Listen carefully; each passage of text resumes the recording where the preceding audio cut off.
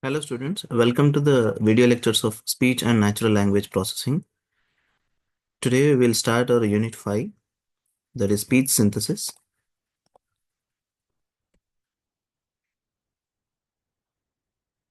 So the first topic in speech synthesis is text normalization. So we'll see what is text normalization, why we need to normalize the text, uh, and how the models will understand the normalized text in an easy way, and why it is very flexible. And so let us see now. Text normalization is the first crucial step in speech synthesis, where the written input text is transformed into a sequence of words that a text-to-speech (TTS) system can pronounce. So this involves processing non-standard words such as numbers, dates, abbreviations, and symbols, which do not have a one-to-one correspondence with spoken words. So here NSW is called non-standard words, where the number, dates, abbreviations, and symbols, where we use them in our day-to-day life, which has to be normalized. So why is text normalization important? Written text often contains symbols, numerals, or abbreviations, or we can say those non-standard words, okay, that are ambiguous or meaningless in their raw form for speech synthesis. For example, the temperature is 30 degrees Celsius, so must be normalized to the temperature is THIRT with 30 degree and Celsius for natural and understandable speech. So the sentence, the temperature is 30 degrees Celsius, so which is having some symbols or numerals you can see here, so 30 degree and centigrade, so where this thing has to be normalized. So the normalization text is given in this way, the temperature is 30 degrees Celsius. So this is why the text normalization is important. So we'll see the steps in normalization. First one is tokenization. So tokenization we have been seeing in the last couple of units as well, with a lot of examples. So that is dividing into chunks of the data. First definition: splitting the input text into discrete units or tokens like words, numbers, and symbols. Example: so the input sentence is call me at 9 p.m. on 12/24/2024. Okay. So now this is in the format of month, date, and year. Okay. MMDDYY. So this is having that format. Clear? Now, that after applying tokenization, the tokens are call is T1, me is T2, at is T3, 9 is T4, PM is T5, on is T6, 12/24/24 is T7, and full stop is T8. So these are all the tokens. So where I named them as T1, T2, T3. So these are all the tokens. Clear? So now the input sentence is call me at 9 p.m. on 12/24/2024. So after applying the tokenization, we got this. So second step in normalization is identification of non-standard words. So just now we have seen in the previous slide, there are a couple of non-standard words which we have to normalize them. So identify tokens that need special handling, such as numerals, dates, times, abbreviations, and currency symbols. So if you observe in the previous slide, we have also mentioned processing non-standard words such as numbers, dates, abbreviations, and symbols. So here in the example, you can see the input which is given as please pay $50 by 5 p.m. tomorrow. So dollar is the symbol you can see here, which is represented with dollar symbol. So that's the currency. So non-standard words here are this dollar, okay, and 5 p.m. So let us see the classification of non-standard words now. So non-standard words are categorized based on their type for further processing. So in our previous example, previous slide, we have seen the non-standards can be of any, that is number or date or abbreviations or symbols and whatsoever. So let us see the classification now. So the numbers are cardinal first. Example is 123. So this has to be normalized into this form, that is 123, or ordinal numbers, that is we write first, second, third, right? So in that way, let us see this as an example as first, which will be normalized into this. So date or time, so convert to spoken forms. Example, we have seen 12/24/2024 in the previous example as well. which is normalized into December 24th, 2024. Then abbreviations are acronyms. So expanding the abbreviations, since abbreviation is also part of our non-standard word. So basically we mentioned DR in front of the doctor, right? As a abbreviation. Okay. So DR stands for doctor. Currency or symbols. Interpret symbols and expand. Example is $50. So we normalize it as $50. So expansion of non-standard words into spoken words. So non-standard words are converted to their spoken equivalents based on rules or models. So examples, input 3.14 is the value of pi.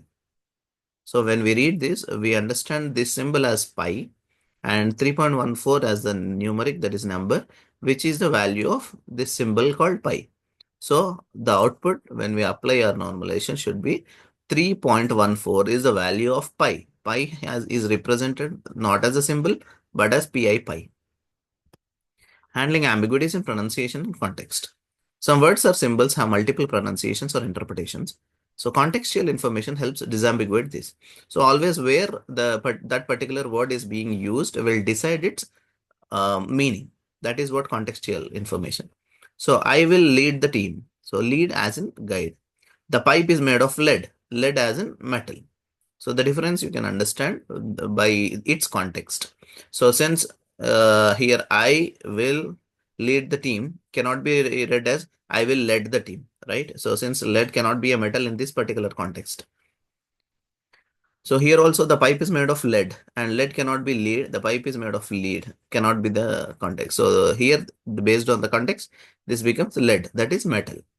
Normalization of punctuation and capitalization. So unnecessary punctuation and incorrect capitalization are normalized to improve readability for TTS systems, text to speech systems. Examples in input, you can see the differences. Hello, how are you? You can see the output. Hello, how are you? So you observe the difference of capitalization and punctuation. So a couple of examples, handling the numbers. So input is, I have two cats and one dog. So 2 and 1 are the numbers, that is your non-standard word again. So normalized would look like this. I have two cats and one dog, which has a spelling. Next is dates and time. Input, see you on 1/1/2023 at 6 p.m. So normalized would look like, see you on January 1st, 2023 at 6 p.m. Next, we talk about the currency and symbol as an example. You can see here. Input, it costs $19.99 or euro 15. So when we see this, we can read this, but the text has to be normalized, right? So the normalized text will say it costs $19.99 or 15 euros. Next, abbreviations and acronyms. Dr. Smith is an MD and a PhD. So normalized is, we have seen DR as an abbreviation here. So that is normalized into Dr. Smith is a medical doctor and a doctor of philosophy. Handling ambiguity. Please polish the polished furniture. So normalized, please polish the polished furniture. So the difference here you can find is there are two terms, polish and polish. So generally we are applying some polish to enhance the appearance of a polished furniture. The furniture which has have the nature of which has to be polished. Clear. So then the methods for text normalization. First one is a rule-based method. These methods rely on predefined linguistic rules. So linguistic is language-based rules and heuristics to process and normalize the text. So commonly used for simpler tasks or well-structured domains. That is, for example, dates and numbers. So how do we do this? So identifying the patterns using regular expressions or pattern matching rules. So apply transformations based on linguistic rules. We have seen rule-based methods in our previous videos as well. So when we apply rule-based methods for these non-standard words like dates or currency, it becomes in this way: 12/25/2023. You can see December 25th, 2023. That has been represented, and currency is also represented as an example. So advantages are easy to implement for structured tasks, transparent and interpretable. Challenges requires extensive rule writing for complex languages, hard to scale to multiple languages or ambiguous cases. Next is statistical methods. So we use probabilistic models like hidden Markov models or n-grams to normalize text based on observed patterns in data. Learn patterns from a labeled corpus of normalized text. So it learns the patterns from the labeled corpus. That means it has a particular database with it. From it, it learns the patterns. So we have seen the hidden Markov models, n grams, that is 1 gram, bigram to unigram, bigram, trigram. Okay, all these things in our previous lectures as well. So when applying these statistical methods, so since it's learned from the patterns from the database, so we'll get in this way. That is, Dr. Smith is here. So it will be normalized as Dr. Smith is here. I visited Dr. Pepper's factory. So since this doesn't need any expansion. Advantages: automatically learns patterns from data, which can handle ambiguities better than rule-based methods. Next, challenges are which requires large amounts of labeled data for training. Might fail for unseen or rare patterns, right? Exactly. So when there are some couple of words which we rarely see in usage. So when we encounter such words, we definitely have the issue of identification, since it is completely based on learning the patterns from the corpus which is available. So which also requires large amounts of labeled data for training. That itself is a very big problem. Next is machine learning and deep learning methods. So which uses advanced ML models to automate normalization tasks. So popular models include CRFs, that is conditional random fields, and RNNs, recurrent neural networks, and transformers. Here you can see both the things are mentioned. One is sequence to sequence model, other is transformation based model. So basically, sequence to sequence, what it does, this model basically it is designed to transform one sequence into the another.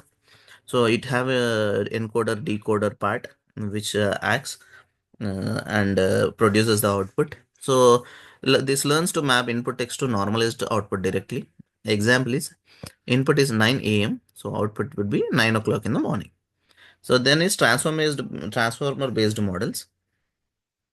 So this can be said to, it's some kind of advanced model than your sequence to sequence model.